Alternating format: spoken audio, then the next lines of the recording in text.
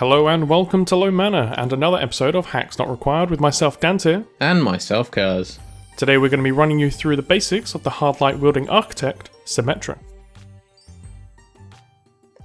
Symmetra is unique among the support classes of Overwatch. She has no actual heal, but instead provides support via her regenerating shields, area denying sentry turrets, and the rapid reinforcement power in the form of her teleporter.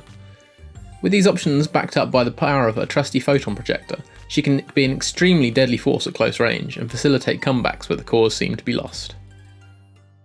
Symmetra's strengths lie in her close range power, manipulation of the battlefield and minor defensive buffs. The most spammy of her non-weapon abilities is her shield, which should be up at all times across your entire team. The 25 regenerating absorption shield doesn't sound like much, but for someone like Zenyatta, it's the difference between life and death to a fully charged Widowmaker body shot. Her turrets work as great area denial. One by itself won't do too much, but as the numbers build up, so does the damage. The fact they also slow is a nice added bonus, making them fantastic for setting up no-go areas for the enemy team. When it comes to point defense, arguably the most significant factor is the time it takes to return to the fray.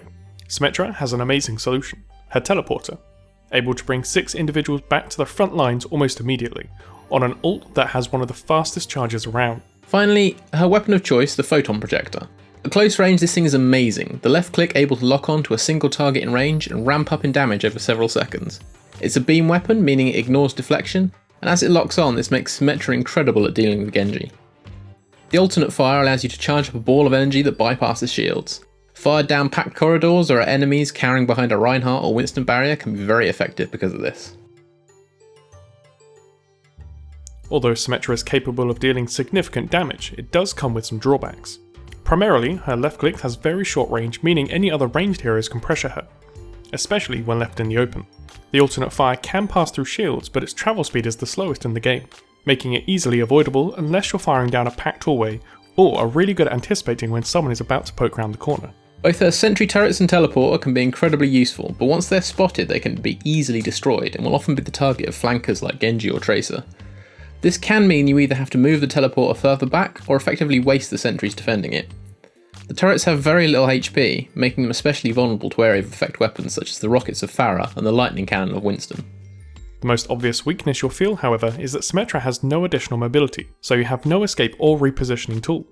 Keep this in mind with your movement and placement. Also, not a weakness as such but worth mentioning, is that she is the only support class without a heal, meaning she shouldn't act as a solo support. If you think of her more of a defensive pick when building a team, you should negate this. Just be aware of it when playing solo. It may seem like a small thing, but the first thing you should always look out for is shield uptime on Symmetra. Unless a colleague of yours has respawned and wandered off to the arse end of nowhere, they should have a shield on them, and use any quiet moment you can to ensure that everyone is covered.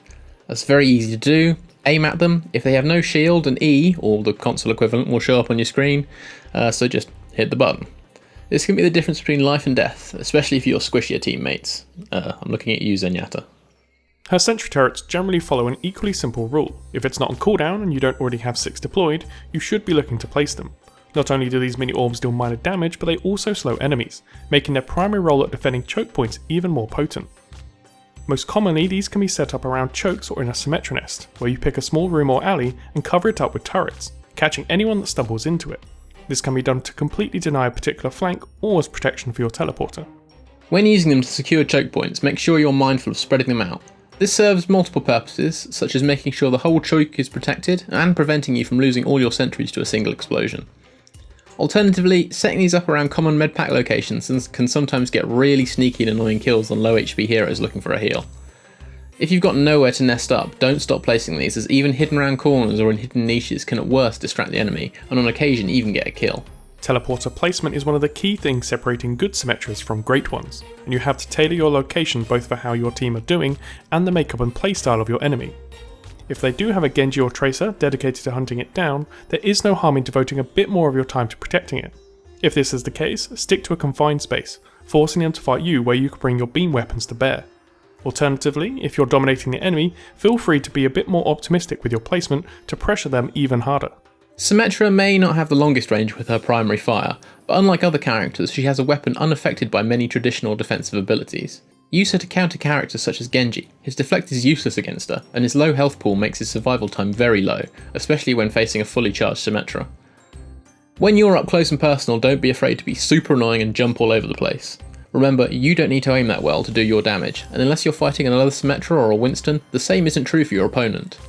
Make yourself as hard to hit as possible and zap away. If the opportunity presents itself, you can also cheekily use Maze Walls to gain free charge. If you can start a fight with your photon projector already ramped up to 120 DPS, you will absolutely shred anyone you come in contact with, even a Roadhog. The dream scenario is pulling this off while damage boosted by a Mercy. The results can be hilarious. Finally, learn how your charged alternate fire works.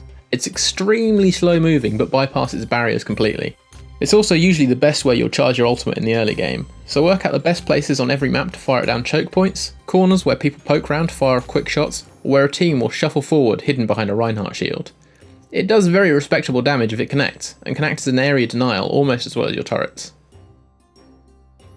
Thanks for watching this episode of Hacks Not Required. For more Overwatch content, have a think about poking that subscribe button, and if you like this vid, please click the like button.